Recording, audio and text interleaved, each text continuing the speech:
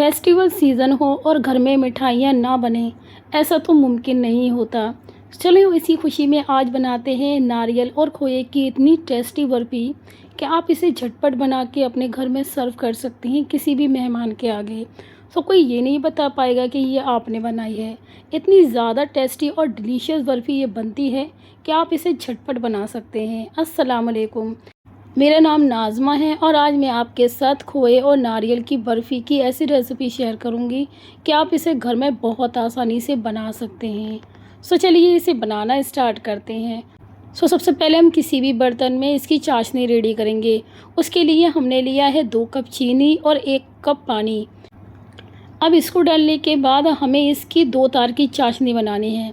चाशनी थोड़ी थिक होना चाहिए जिससे कि बर्फ़ी बहुत ही ज़्यादा ईज़िली तरीके से जम जाती है। अब इस तरीके से हमें इसे मेल्ट कर लेना है और इसकी 2 तार की चाशनी को रेडी कर लेना है। अब आप देख सकते हैं हमने इसकी 2 तार की चाशनी बना ली है, जिसे मैं आपको चेक करके बताती हूँ कि ये 2 तार की बनी है या नहीं। इसे हल्का ठंडा करें और इसको इस तरह से ट्राई करें। आप देख सकते हैं इसके तार बनना स्टार्ट हो चुके हैं, यानी कि चाशनी हमारी बिल्कुल रेडी हो चुकी है। उसके बाद इसमें एक बड़ी कटोरी भर के हम खोया डाल देंगे, जिसे मावा भी बोलते हैं। अब खोए को हमें चाशनी के अंदर बहुत अच्छी तरीके से मिक्स कर देना है। जब इसे मिक्स करेंगे तो ये मेल्ट हो जाएगा और खोए के अंदर अपना खुद का इतना पानी होता है जिससे चाशनी जो होती है वो ढीली हो जाती है, यानी कि वो थिक नहीं रहती है। इसलिए हमें चाशनी को खोए के साथ बहुत अच्छे से पकाना होता है। अब इसके बाद मैंने इलायची को कूट के इसमें ऐड कर दिया है। आप चाहें तो इलायची का पाउडर भी ऐड कर सकते हैं। अब इस तरीके से हमें खोए को चाशनी में मिक्स करते जाना है और इसे भी हमें कम से कम 5 मिनट के लिए ऐसे ही पकाना है। बस गैस की फ्लेम को हाई मीडियम फ्लेम ही रखें, ज़्यादा हाई पे नहीं पकाना है, जिससे खोया होगा नीचे जम भी जाएगा और जल भी जाएगा। जैसे ही खोया और चाशनी थोड़ा थिक होने लगे तब आप समझ जाइएगा कि ये बिल्कुल रेडी है। अब आप देख सकते हैं हमने बहुत अच्छे से खोए को चाशनी में मिक्स करके रेडी कर लिया है। अब उसके बाद हम 2 से 3 कटोरी करीब इसके अंदर घिसा हुआ नारियल डालेंगे। आप चाहें तो नारियल का पाउडर भी यूज़ कर सकते हैं, बट मैंने नारियल को इसमें रेत कर यानी कि कद्दूकस करके डाला है। अब आप देख सकते हैं हमें पूरे नारियल को इस तरीके से इसमें डाल देना है और अच्छी तरीके से सभी चीज़ों को मिक्स कर लेंगे। अगर आपको इसका मेज़रमेंट समझ नहीं आता तो इसको समझना बहुत सिंपल है।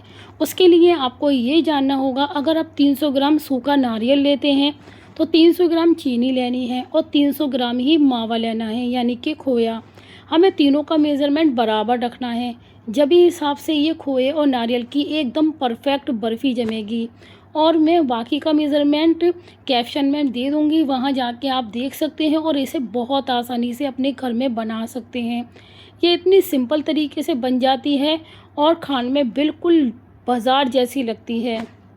अब आप देख सकते हैं तीनों चीज़ों को मैंने बहुत अच्छे से मिक्स कर लिया है।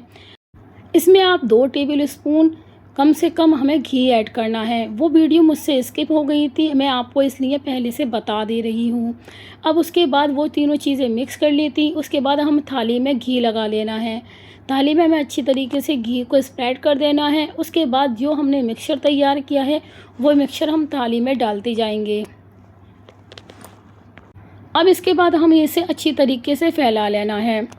आप चाहें तो कटोरी की हेल्प से, गिलास की हेल्प से या फिर स्पैचुला की हेल्प से इसे बहुत अच्छे से फैला सकते हैं। आप देख सकते हैं मैंने इसे किस तरीके से फैलाया है। अगर यह ज़रा भी चिपकता है तो आप इस पर स्पैचुला या फिर कटोरी के ऊपर थोड़ा सा घी लगा लें और इसे अच्छी तरीके से फैला लें। अब आप देख सकते हैं मैंने इसे बहुत अच्छी तरीके से फैला लिया है। इसके बाद हमें इसके ऊपर ड्राई फ्रूट्स ऐड करने हैं। आप चाहें कोई भी ड्राई फ्रूट्स ले सकते हैं या फिर आप इसे स्किप भी कर सकते हैं। अगर आप चाहें तो इसके ऊपर चांदी का वर्क भी लगा सकते हैं। अब इसके बाद जो ड्राई फ्रूट्स मैंने इसमें डाले हैं हमें स्पैचुला की हेल्प से इसे भी दबा देना है, जिससे ये बर्फ़ी के अंदर बहुत अच्छे से एडजस्ट हो जाएंगे। अब इसके बाद हमें तकरीबन इसे 1 घंटे के लिए ऐसे ही छोड़ देना है। जब 1 घंटा ये रेस्ट हो जाएगी और थोड़ी ठंडी हो जाएगी, उसके बाद इसकी हम कटिंग करेंगे। अब 1 घंटा हो चुका था, उसके बाद मैंने इस तरह से इसकी कटिंग की है। मैंने इसे स्क्वायर शेप में काटा है, आप चाहें तो इसे डायमंड शेप में भी काट सकते हैं या फिर किसी और शेप में। बट ये स्क्वायर शेप में ज़्यादा अच्छी लगती है, इसलिए मैंने इसे स्क्वायर शेप में काटा था। अब मैं इसे आपको निकाल कर दिखाती हूँ। अब आप देख सकते हैं हमारे नारियल और खोए की बर्फ़ी एकदम रेडी है।